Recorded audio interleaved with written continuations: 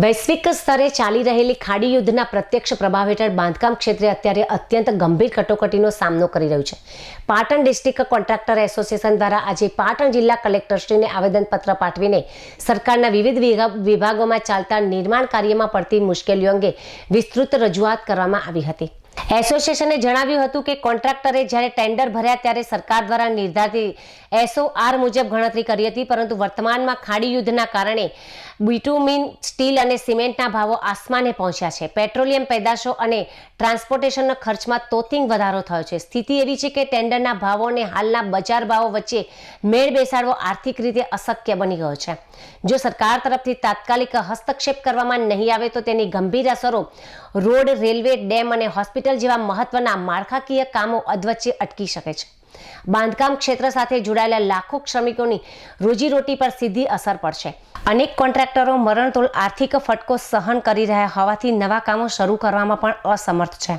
બજારના વાસ્તવિક ભાવ અથવા બિલના આધારે સામગ્રીના ભાવ તફાવતની સીધી ચૂકવણી કરવામાં આવે તેમજ વર્તમાન અસાધારણ સ્થિતિને ધ્યાને રાખી કોઈપણ જાતની પેનલ્ટી વગર કામ પૂર્ણ કરવાની સમય મર્યાદા લંબાવી આપવામાં આવે. અણધાર્યા પરિવહન ખર્ચ અને કાચા માલના વધારાને સરભર કરવા માટે વિશેષ રાહત પેકેજ પણ જાહેર કરવામાં આવે. અત્યારે કોન્ટ્રાક્ટરો ગણતરી બહાના આર્થિક બોજ હેઠળ દબાયેલા છે. જો સરકાર સહાનુભૂતિપૂર્વક વિચારણા કરીને નીતિગત રાહત નહીં આપે તો રાજ્યના વિકાસની ગતિ રૂંધાઈ જવાની પૂરેપૂરી શક્યતા છે. આ પ્રશ્ને ગુજરાત કોન્ટ્રાક્ટર્સ એસોસિએશનનું પ્રતિનિધિ મંડળ ટૂંક જ સમયમાં સંબંધિત વિભાગના મંત્રીઓ સાથે રૂબરૂ મુલાકાત કરીને ઉકેલ લાવવા માટે પ્રયત્નશીલ છે. આજરોજ ગુજરાત કોન્ટ્રાક્ટર એસોસિએશનના ઘટકભૂત અંગ પાટણ જિલ્લા કોન્ટ્રાક્ટર એસોસિએશન દ્વારા ખાડી દેશોની અંદર ચાલી રહેલા યુદ્ધના કારણે થઈ રહેલા અત્યંત ભાવ વધારાના પરિણામોની દુષ્કર અસરો જે કોન્ટ્રાક્ટર મિત્રો ભોગવી રહ્યા છે તેના માટે એક આવેદનપત્ર સરકારશ્રીને રજૂ કરવા માટે માનનીય કલેક્ટર સાહેબશ્રીને આવેદન આપી અને અમે અમારા બાંધકામ ક્ષેત્રની અંદર પડતા પ્રશ્નોની મુશ્કેલીઓ રજૂ કરી છે.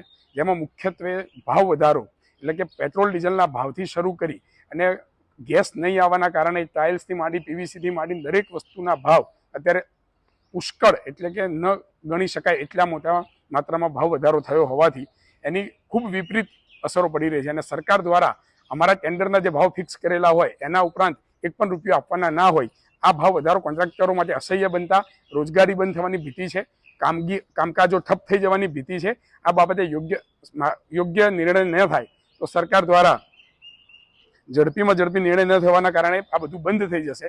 જે ધ્યાને લઈ અને યોગ્ય કાર્યવાહી થવા અમે સૌ કોન્ટ્રાક્ટર મિત્રો અહીંયા ઉપસ્થિત થયા છીએ અને અમે સરકારશ્રીને કલેક્ટર થ્રુ એક આવેદન આપીએ છીએ જેના માટે યોગ્ય તે થવા વિનંતી છે. આ પ્રકારે પાટણમાં આજે જે અમે આવેદન આપ્યું છે એવું ગુજરાતના દરેક જિલ્લાના કોન્ટ્રાક્ટર એસોસિએશનો દ્વારા સરકારને આવેદન આપવા માટે કલેક્ટર થ્રુ આવેદન આપવાનો કાર્યક્રમ અત્યારે આ અઠવાડિયામાં ચાલી રહ્યો છે.